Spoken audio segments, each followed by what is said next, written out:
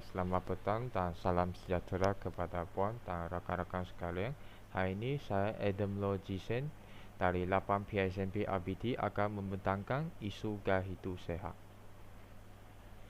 Pendahuluan, sedawasa-wasa ini sering menitik dari bibir ke bibir umat manusia tentang isu yang hangat sekali, iaitu kegagalan pengamalan gaya hidup sehat. Menurut Chan Xinyi mengatakan bahawa kebanyakan penyakit membahaya berlaku akibat daripada amalan gaya hidup yang tidak sihat. Menurut Rosan Daud, amalan gaya hidup sihat merupakan satu siri aktiviti atau program yang mesti dilakukan secara konsisten dan berterusan dan amat baik dari sudut kesihatan. Yang ini merupakan isu-isu gaya hidup sihat. Yang pertama, penyalahgunaan bahan; kedua, merokok; ketiga, stres; keempat, pemakanan; kelima, obesiti; keenam, senaman atau aktiviti fizikal; ketujuh, kesihatan reproduktif; kelapan, kesihatan diri; yang terakhir, penyakit hipokinetik. Hari ini kita akan memfokuskan kepada isu penyakit hipokinetik. Penyakit hipokinetik merupakan penyakit yang berhubungan dengan kurang gerak atau gaya hidup setertentu. Menurut Rebornus, kondisi kurang bergerak seperti penggunaan remote control, komputer, lift dan tangga berjalan tanpa diimbangi dengan aktivitas fisik yang akan menimbulkan penyakit akibat kurang gerak. Dan menurut Bob Muston, kehidupan sehari-hari yang kurang aktif, bergerak atau berolahraga menjadi faktor risikonya terjadi penyakit hipokinetik. Menurut American Heart Association tahun 2017, kematian sebanyak 17.3 juta penduduk dunia disebabkan penyakit hipokinetik. Putinnya lelaki paling tinggi di dunia daripada Amerika Syarikat, iaitu Igor Volkovinsky, telah meninggalkan dunia akibat penyakit hipokinetik, iaitu penyakit jantung, pada usia 30 tahun di Mayo Clinic, Minnesota. Di Malaysia, kes kematian meningkat daripada 11.6% pada tahun 2000 kepada 17% seramai 166,507 bangsa disebabkan penyakit hipokinetik. Yang ini merupakan contoh penyakit hipokinetik. Yang pertama, obesiti; kedua, hyperkolesterolemia; ketiga, hipertensi; keempat, penyakit jantung koronari; dan terakhir, diabetes mellitus. Objektif penulisan atau projek ini iaitu menjelaskan isu penyakit hipokinetik berkaitan kesihatan yang berpunca daripada gaya hidup khususnya di Malaysia. Kedua, menangani isu penyakit hipokinetik berkaitan kesihatan yang berpunca dari gaya hidup khususnya di Malaysia. Tinjauan literatur. Menurut kajian Nur Hassan, Singh, Risa dan Ferreto, sejak bayi, kanak-kanak hingga dewasa, pergerakan sangat mempengaruhi semua aspek jasmani, emosi, rohani, intelek dan sosial. Tambahan pula dengan kecanggihan teknologi yang semakin meningkat, pergerakan manusia menjadi semakin terbatas. Teknologi telah membawa perubahan kepada sikap manusia dari banyak bergerak kepada tidak perlu bergerak.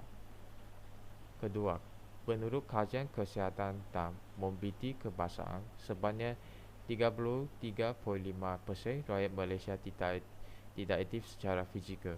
Ini bermakna hanya 14 juta rakyat Malaysia berumur 16 tahun ke atas yang aktif secara fizikal.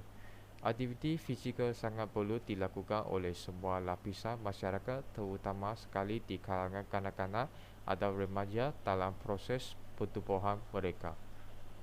Ketiga, menurut kajian Muhammad Nur Hastings bin Muhammad Yusof dan Muhammad Razani Abdul Razak, gaya hidup yang baik dapat mempengaruhi tahap kecergasan fizikal setiap individu. Kajian ini adalah bertujuan untuk mengkaji gaya hidup dan tahap kecergasan serta hubungannya. Hasil kajian menunjukkan bahawa terdapat hubungan yang signifikan antara gaya hidup dengan tahap kecergasan fizikal murid.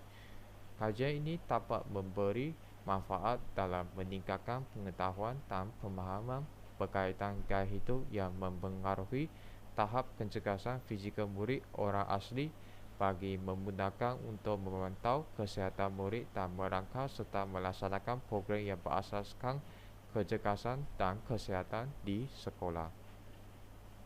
Okay, punca berlaku penyakit hipokinetik yang pertama, okay, sikap malas masyarakat Malaysia yang tidak melakukan senaman atau sukan menyebabkan mereka menjangkiti penyakit hipokinetik. Okay, hal ini demikian kerana mereka beranggapan senaman atau sukan itu membuang masa dan mereka tidak mengambil berat tentang kesihatan diri. Yang kedua iaitu kecanggihan teknologi. Contohnya masyarakat Malaysia yang menggunakan remote untuk membuka kipas, televisyen dan sebagainya. Mereka tidak perlu berjalan ke jarak yang jauh untuk membuka kipas atau televisyen. Okay. Seterusnya kita akan melihat cara untuk menangani penyakit hipokinetik. Yang pertama, minum air kosong sebanyak 8 gelas sehari. Kedua, mengurus stres secara positif. Keempat, melakukan pemeriksaan kesihatan secara berkala. Contohnya, kita boleh melakukan pemeriksaan kesihatan 1 tahun 2 kali. Keempat, mengamalkan pemakanan sihat, iaitu kita mengambil makanan yang sihat berdasarkan piramid makanan. Kelima, bersenam dan bersukan sebanyak 30 minit sehari. Yang terakhir, kita boleh melakukan aktiviti beriadah dengan keluarga-keluarga kita supaya kita boleh menjauhi daripada penyakit hipokinetik. Okay. Peranan guru dalam menangani penyakit hipokinetik. Yang pertama, guru perlu menerapkan sikap mencintai diri sendiri. Sekiranya seseorang itu saya akan tubuh badan mereka akan menjadinya sebaik mungkin.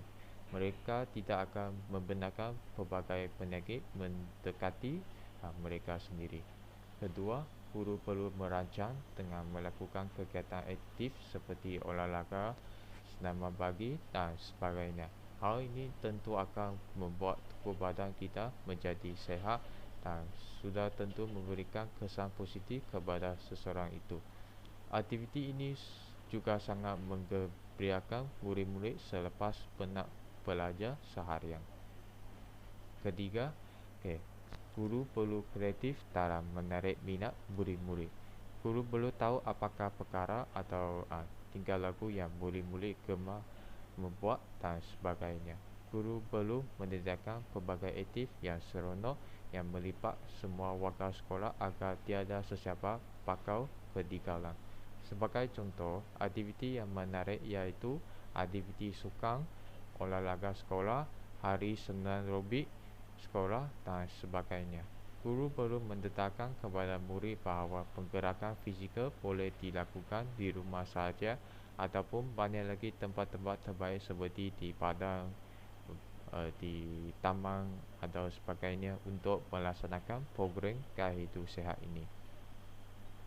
Secara kesimpulannya, sarana diutara kepada masyarakat diharapkan sebuah kita sama-sama membiasakan perlakuan gaya hidup yang aktif, baik saat bekerja maupun saat beraktiviti dalam kehidupan seharian.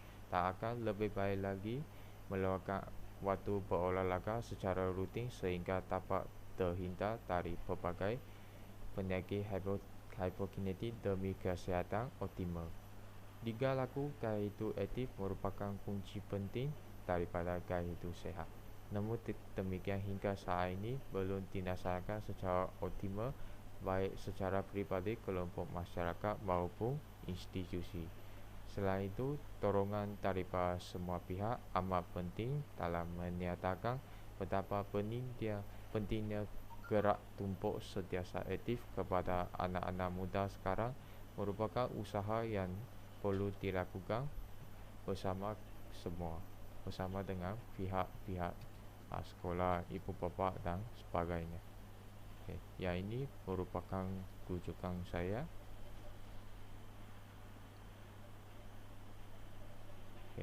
dan sekian terima kasih.